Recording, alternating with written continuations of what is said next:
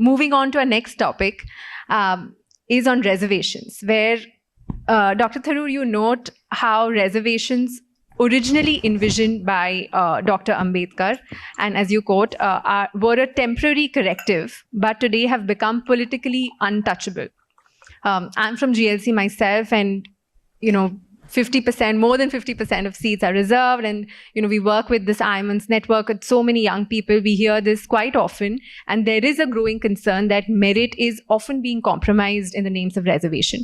Do you believe India can ever move beyond reservations, or are they too entrenched in vote bank politics? I think they're very, very entrenched. In fact, the irony is a lot of the founding fathers were against reservations, including Mr. Nehru, who's written about it in letters to chief ministers, saying why he's opposed to reservations. There's even a debatable proposition, I don't want to get into it, about whether Dr. Ambedkar wanted at the end of 10 years the reservations to continue or not. But the fact of the matter is they're here to stay. In America, I don't know how many of you have knowledge of this, but the American subway system, the underground subway system in America, has 3 rails. There are the 2 rails on which the train runs. And in between, there is a 3rd rail, which generates the electricity on which the train runs. Now, if you accidentally touch the 3rd rail, you're instantly electrocuted. Reservations are the 3rd rail of Indian politics. No politician is going to dare to touch them because he's instantly fried. So the result is, very, very seriously, that whatever intellectual disagreements and discussions you may have, when even sort of the great-grandson of Mr. Nehru is a major advocate of reservations in our politics today, I think those who may have intellectual difficulties with this notion will have to sit back and say, this we can't touch, we have to work within it and try and ensure the promotion of merit with it. I mean, I've been advocating for a long time, for example, that many of the sort of underprivileged communities, underprivileged by either class or caste or gender or religion, should actually be getting also another kind of affirmative action. Extra courses, remedial instruction, a leg up, extra coaching, for example, on how to take examinations.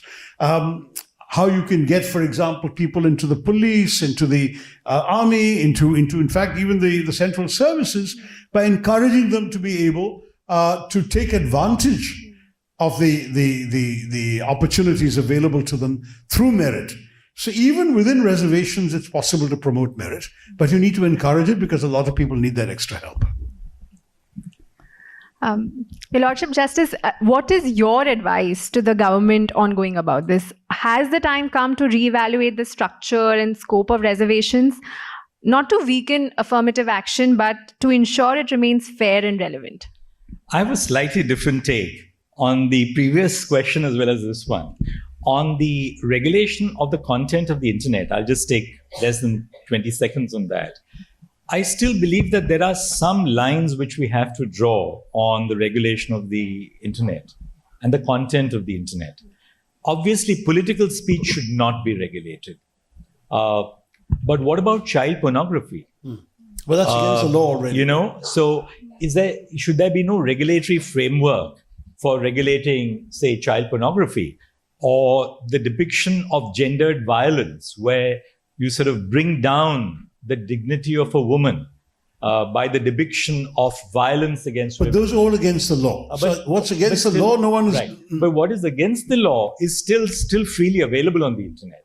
So in which case, should we not as a nation really arrive at some consensus that these are boundaries which no one can cross? Don't depict child pornography. Don't depict any scene which involves violence against a woman, physical violence or emotional or mental violence, because otherwise this will become the new normal in our society.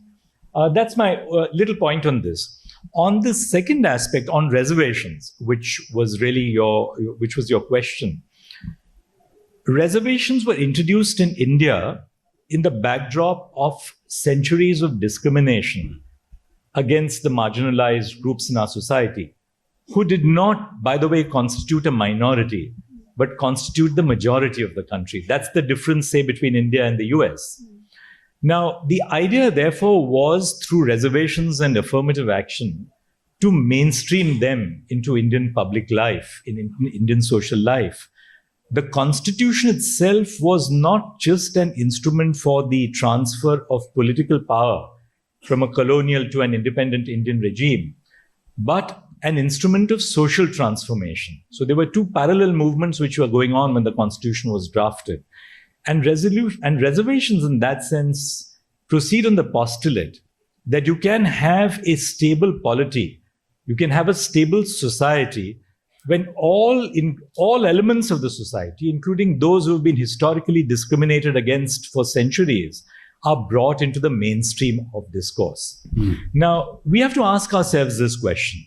Can we say today, 75 years after the Constitution has been adopted, that discrimination against, say, the marginalized communities, the scheduled castes, the scheduled tribes in particular, has ended after 75 years? And the answer to that would be clearly in the negative. You still have students who commit suicide, Dalit students who have committed suicide in the IITs or in different institutions. So which means that the time where you can say that discrimination against the scheduled castes has ended has still not arrived in India. India still faces that. Having said that, judicially, there has been a number of very innovative approaches to reservation.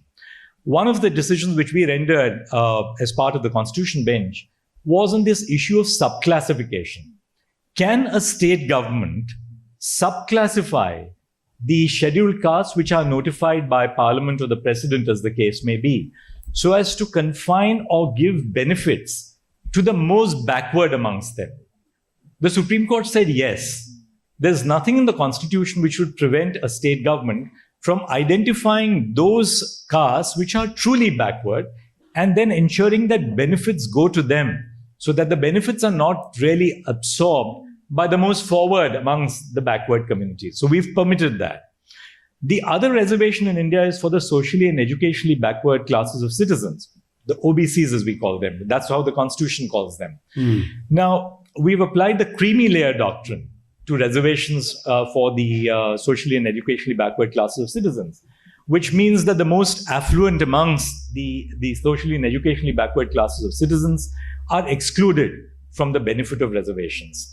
The final point which I want to make on this, of course, you can spend a whole afternoon discussing this, is on what do you really mean by merit? Does merit mean, for instance, the scores which you clock on the NEET, National Eligibility Entrance Test for medical admissions, or in the CLAT, the Common Law Aptitude Test? The reason why merit cannot be reflected in the scores which you have on the raw scores in these tests, is that the raw scores which students attain in these tests are themselves the product of your cultural and social capital.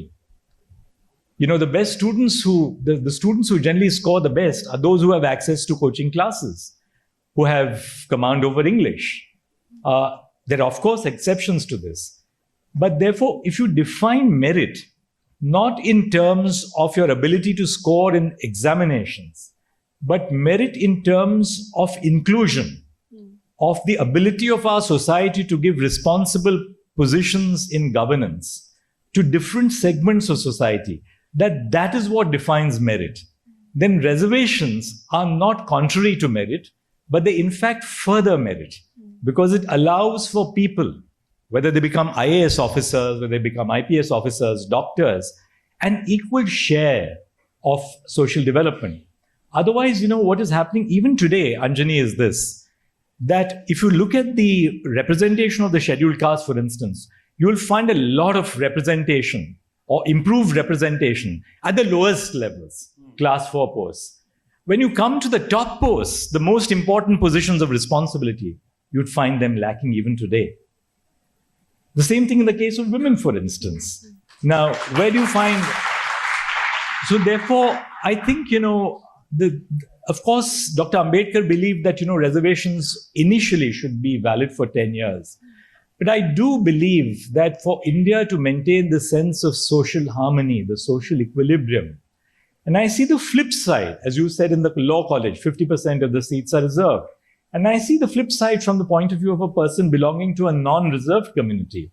But looking at it from an overall national perspective, I still do believe that reservations in India have been a very potent source of maintaining this social equilibrium, where we brought all segments of the community and given them an opportunity for personal growth and development and social growth and development as well. I agree with all that. Can I just ask you a question, Dhananjay, on a very important aspect of this? In 2015, Justices Gogoi and Nariman, neither of them was a Chief Justice at the time, came up with a judgment on the Jat reservation case, where they actually declared that birth into a particular category would no longer be sufficient for the Supreme Court to permit reservations, and they wanted the government to come back with a matrix of disabilities that would entitle a person to reservations. Now, curiously, Gogoi went on to become a CJI, never referred to his own judgment again. I believe he was the principal author of it. And subsequently, of course, Nariman had a distinguished career. You've had reservation-related cases coming before you. I've never seen another reference to this argument that, and the government has never come up with a matrix anyway, that you could actually make reservations and merit and all of these things something that is subject to a greater set of considerations than mere birth into a caste or a community alone. That you would have, let's say, you could have points for being a single mother, earning a certain level of income, being from a certain caste or community, being whatever, all of those things. And then, depending on that, you would qualify or not for reservation. That's what I understood by the language of that judgment. I'm just curious, whatever happened to that thinking? The moment you talk about these other metrics, then you are substituting the very foundation of the reservation policy in India. Birth. It is not necessarily good. Now, we have reservations under the EWS category, the economically weaker sections, where you apply a pure economic criterion. Mm-hmm. But you can't really subsume reservations only under the economically weaker sections category. Because in some communities, birth within that community is itself a source of discrimination. Even in the India today, if you go to the villages, birth within that caste or community is a very potent source of discrimination. Now, what the government has done, which is by bringing in the recent constitutional amendment, is to also allow for reservations to the EWS category, which is really to say that in the non-reserved categories, namely the non-SC, ST, OBC categories as well, there may be people who would be economically underprivileged and who should also be given a certain degree of reservation, which is a different basis altogether of reservation. But to apply that criterion to castes which are fundamentally underprivileged would really take away the whole social basis of the reservation policy. And I still do believe that India has not still come to that point where we can say that, well, all communities are equally, or all castes are equally situated, and therefore we can end reservation. I don't think India has come to that level at all as yet.